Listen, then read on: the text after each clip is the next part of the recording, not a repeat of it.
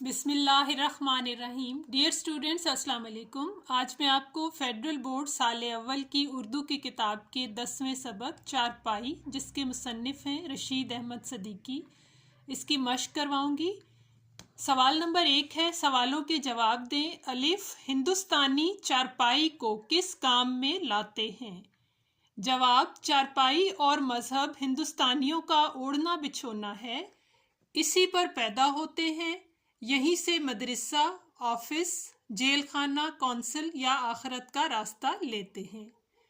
बे, चारपाई के ज़रिए किस तरह मेहमान नवाजी की जाती है? जवाब, कोई मेहमान आया, चारपाई निकाली गई, इस पर एक नई दरी बिछा दी गई, जिसकी तह के निशान ऐसे मालूम होंगे जैसे किसी छोटी सी अराजी को मेंढों और नालियों से बहुत से मालिकों में बांट दिया गया हो, और मेहमान माँ अचकन, टोपी, बैग, बूची के बैठ गए। चारपाई ही पर इनका मुंह धुलाया और खाना खिलाया जाएगा, इसी चारपाई पर ये सो रहेंगे। सवाल नंबर 3, मुसन्निफ ने चारपाई को बक्स से क्यों तशबीह दी है? जवाब, चारपाई एक अच्छे बक्स का काम भी देती है। तकिया के नीचे हर किस्म की गोलियां, जिनके इस्तेमाल से आपके सिवा कोई और वाकिफ नहीं होता, 1 आध रुपया, चंद थैले पैसे, स्टेशनरी, किताबें, रिसाले, जाड़े के कपड़े, थोड़ा बहुत नाश्ता, फहरिस्ते दवाखाना, जाली दस्तावेज के मसवदे पड़े होते हैं। दाल, मचान किस काम आता है? जवाब, मचान पर बैठकर किसान खेत की रखवाली करता है।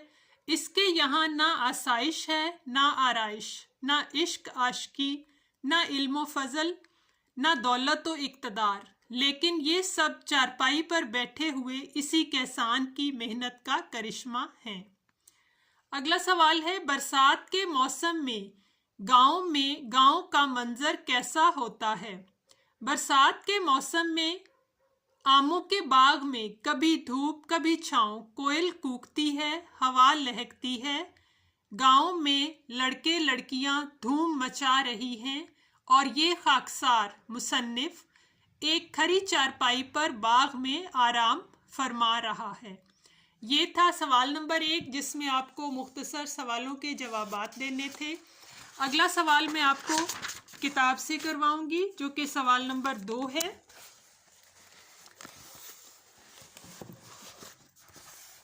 जी, सवाल नंबर 2 है,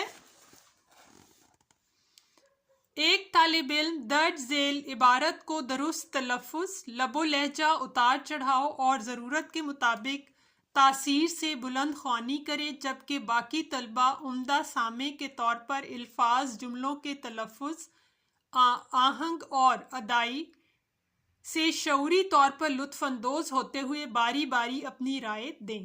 पैराग्राफ है, हुकूमत भी चारपाई ही पर होती है, ख़ानदान के करता धरता चारपाई ही पर बराजमान होते हैं, वहीं से हर तरह के अहकाम जारी होते रहते हैं, और हर गुनहगार को सज़ा भी वहीं से दी जाती है। आलाते सज़ा में हाथ, पाँव, ज़बान के अलावा डंडा, जूता, तामलूट भी हैं, जिन्हें अक्सर फेंक कर मारते हैं। इसलिए कि तौक़ुफ़ करने में गुस्से का ताव मध्यम ना पड़ जाए, और इन आलात को मुजरिम पर इस्तेमाल करने के बजाय अपने ऊपर इस्तेमाल करने की ज़रूरत महसूस ना होने लगे। ये था इक़्तिबास, जिसके बारे में मैंने अपनी राय लिख दी है। आप इसमें अपनी राय का भी इस्तेमाल कर सकते हैं। जी, मेरी राय, मुसन्निफ ने इस इक़्तिबास में मिज़ाह के सहारे हकीकत बयान की है। आज भी हमारे देहातों में घर के वो अफराद जिनका हुक्म और रौब सब पर चलता है, खुद चारपाई पर बैठे रहते हैं और मुलाजमों या घर के बाकी अफराद पर हुक्म चलाते हैं। बाज़ औक़ात ये हुक्म जायज़ और शफ़क़त के अंदाज में होते हैं, लेकिन ये भी देखा गया है कि घर के کچھ افراد کو کم اہم جان کر ان پر بلا وجہ حکم چلایا جاتا ہے۔ ہمارا دین ہمیں ایسے عمل سے روکتا ہے جس میں دوسروں کے حقوق غصب کیے جائیں، بلا وجہ کسی پر بوجھ ڈالا جائے۔ ہمارے پیارے نبی محمد مصطفیٰ صلی اللہ علیہ وآلہ وسلم اپنا کام خود اپنے ہاتھوں سے کرنا پسند فرماتے، ہمیں بھی چاہیے بلا وجہ کسی کو تکلیف نہ دیں۔ سوال نمبر 3 میں اقتباس دیا گیا ہے جس کی وضاحت آپ نے کرنی ہے سیاق و سباق کے ساتھ۔ اس کا میں نے حوالہ متن بھی لکھ دیا ہے اور سیاق و سباق کے ساتھ موضوع کی تفصیل اور تشریح بھی کی ہے۔ سبق کا نام چارپائی، مصنف کا نام رشید احمد صدیقی، سیاق و سباق، یہ اقتباس سبق کا پہلا پیراگراف ہے۔ زیر نظر اقتباس سبق کے ابتدائی حصے سے لیا گیا ہے۔ اس میں ہندوستانی معاشرے میں چارپائی کی اہمیت بیان کی گئی ہے۔ اس کے بعد مصنف نے چارپائی کے استعمال پر ایک سیر حاصل گفتگو کی ہے کہ چارپائی برصغیر کے لوگوں کی زندگی میں نہایت اہم ہے۔ کھانا پینا، بیٹھنا، سونا، حکمرانی کرنا، کھیتوں کی حفاظت کرنا، بکس کے طور پر استعمال کرنا اور مہمان نوازی کرنا۔ غرض یہ کہ ہماری زندگی میں چارپائی ہی کے مرہون منت ہے۔ یہ سب کچھ ہماری زندگی میں چارپائی ہی کی مرہون منت ہے۔ موضوع کی تفصیل اور تشریح۔ اس اقتباس میں مصنف نے چارپائی کو بطور ایک اہم موضوع استعمال کیا ہے اور تفصیل سے چارپائی کے استعمال کے بارے میں بتایا ہے۔ چارپائی ہم برصغیر کے لوگوں کی زندگیوں میں بڑا اہم کردار ادا کر رہی ہے۔ ہمارا جینا مرنا سب اسی کے ساتھ ہے۔ پیدائش سے لے کر زندگی کے تمام امور، بچپن سے جوانی تک اسی سے منسلک ہیں۔ سکول، دفتر، کونسل، ہر جگہ اسی سے اٹھ کر جاتے ہیں۔ دنیا سے جاتے ہوئے اس پر ہماری میت رکھی جاتی ہے۔ چارپائی ہماری بنیاد ہے۔ دوا دارو سے لے کر دعائیں مانگنا، التجائیں کرنا سب اسی پر کرتے ہیں۔ کبھی اس پر سوچتے ہیں کہ کیا گفتگو کرنی چاہیے، کبھی اس پر بیٹھ کر قوم و ملت کا سوچتے ہیں۔ اگر بھوکے رہنا ہو تو بھی اسی پر بیٹھے رہتے ہیں۔ چارپائی پر اس قدر بھروسہ کرتے ہیں جتنا شاعر نظم لکھتے ہوئے ہم آواز الفاظ پر کرتا ہے اور طالب علم شور و غل سے لطف اندوز ہونے پر جو اعتماد کرتا ہے۔ سوال نمبر 4 ہے، سبق چارپائی کو غور سے پڑھیں اور اس میں دی گئی معلومات کو اخذ کرتے ہوئے اپنی روزمرہ زندگی میں تلاش کریں۔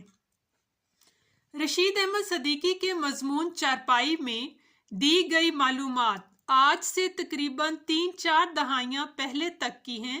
اگرچہ اب بھی گاؤں میں چارپائی کا بالکل اسی طرح سے استعمال ہوتا ہے۔ 1970 تک کے عرصہ سے پہلے تو اکثر گھروں میں چارپائی اسی طرح استعمال ہوتی بھی اور ہر کام چارپائی پر ہی انجام پاتا تھا، لیکن آہستہ آہستہ ترقی ہوئی اور کھانے کے لیے میز کرسی، سونے اٹھنے بیٹھنے اور مہمان نوازی کے لیے بیڈ کا استعمال ہونے لگا اور اب تو جدید فرنیچر عام ہوتا جا رہا ہے۔ یہ تھا سوال نمبر 4 جس میں روزمرہ زندگی کے بارے میں بتایا گیا۔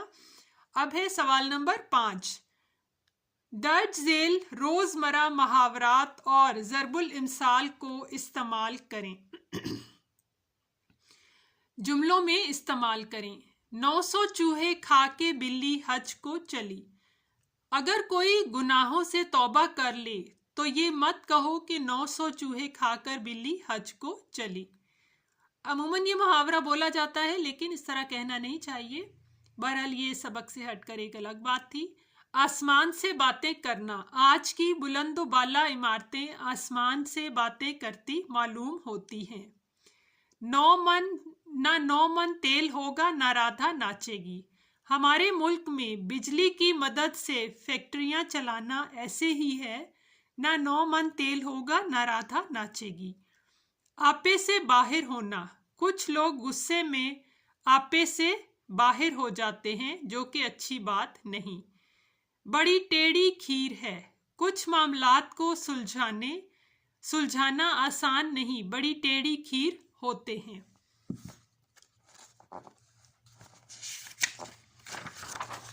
गम खाना, नरम दिल लोग यतीमों और गरीबों का गम खाते हैं और उनकी मदद की कोशिश करते हैं।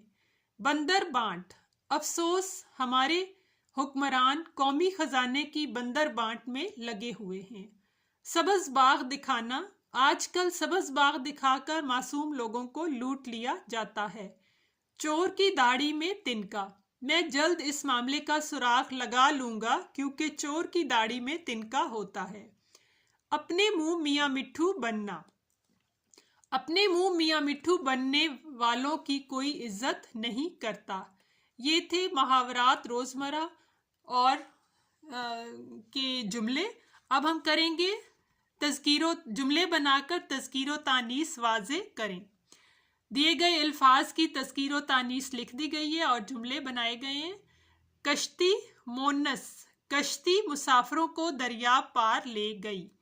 उर्दू ये लफ्ज़ मोनस है, मुझे उर्दू बोलनी आती है। मंगल ये लफ्ज़ मुज़क्कर है, मंगल आ गया लेकिन तुमने मेरा काम अभी तक नहीं किया। बुध मोनस, बुध हो गई तुमने तो 2 दिन पहले आने का वादा किया था। लोहा मुज़क्कर है, लोहा बहुत सख्त होता है। नांगा पर्वत मोनस है, नांगा पर्वत की चोटी, नांगा पर्वत की चोटी सर करना आसान नहीं। जमीन मोनस है, जमीन सूरज के गिर्द घूमती है। चांद मुज़क्कर है, चांद घटता बढ़ता है। चू चू मोनस, चूजों ने चू चू लगा रखी है। ये थे मुज़क्कर मोनस और उनके जुमले। उम्मीद है आपको वीडियो की समझ आ गई होगी। इसके अलावा इनकी तारीफ़ें तज़कीरो तानीस की भी और मुहावरात और रोज़मर्रा की भी आपकी किताब की मश्क में दिए गए हैं, जहाँ से आप याद कर सकते हैं। वीडियो को लाइक करें, शेयर करें और चैनल को सब्सक्राइब करें ताकि आप आने वाली मज़ीद वीडियो से मुस्तफ़ीद हो सकें। शुक्रिया।